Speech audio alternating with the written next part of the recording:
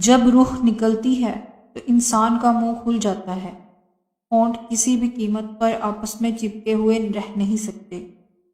روح پیروں کو کھینچتی ہوئی اوپر کی طرف آتی ہے۔ جب پھیپھڑوں اور دل تک روح کھینچ لی جاتی ہے اور انسان سانس ایک ہی طرف یعنی باہر ہی چلنے لگتی ہے، یہ وہ وقت ہوتا ہے جب چند لمحوں میں انسان شیطان اور فرشتوں کو دنیا میں اپنے سامنے دیکھتا ہے۔ ایک طرف ابلیس اس کے کان میں کچھ مشورے دیتا ہے تو دوسری طرف اس کی زبان اس کے عمل کے مطابق کچھ الفاظ ادا کرنا چاہتی ہے۔ اگر انسان نیک ہو تو اس کا دماغ اس کی زبان کو کلمہ شہادت کی ہدایت دیتا ہے۔ اگر انسان کافر ہو، بد دین، مشرک یا دنیا پرست ہوتا ہے تو اس کا دماغ کنفیوژن اور ایک عجیب ہیبت کا شکار ہو کر شیطان کے مشورے کی پیروی کرتا ہے اور بہت ہی مشکل سے کچھ الفاظ زبان سے ادا کرنے کی بھرپور کوشش کرتا ہے۔ یہ سب اتنی تیزی سے ہوتا ہے کہ دماغ کو دنیا کی فضول باتوں کو سوچنے کا موقع ہی نہیں ملتا۔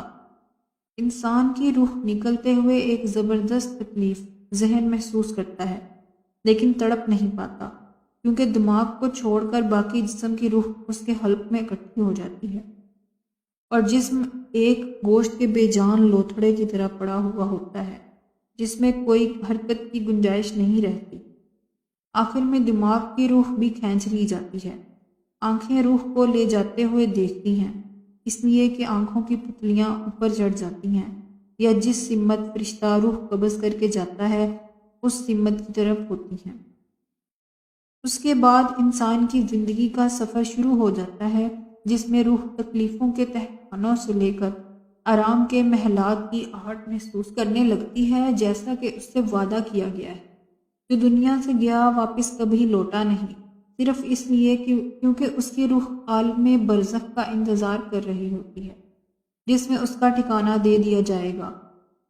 اس دنیا میں محسوس ہونے والی طویل مدت ان روحوں کے لیے چند سیکنڈز سے زیادہ نہیں ہوگی، یہاں تک کہ اگر کوئی آج سے کروڑوں سال پہلے ہی کیوں نہ مر چکا ہو۔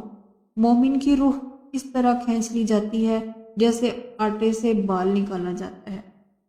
گناہ گار کی روح خاردار درخت پر پڑے سوتی کپڑے کی طرح کھینچی جاتی ہے۔ اللہ سبحانہ و تعالی ہم سب کو موت کے وقت کلمہ نصیب فرما کر آسانی کے ساتھ روح قبض فرما اور نبی پاک صلی اللہ علیہ وآلہ وسلم کا دیدار نصیب فرما۔ آمین یا رب العالمین۔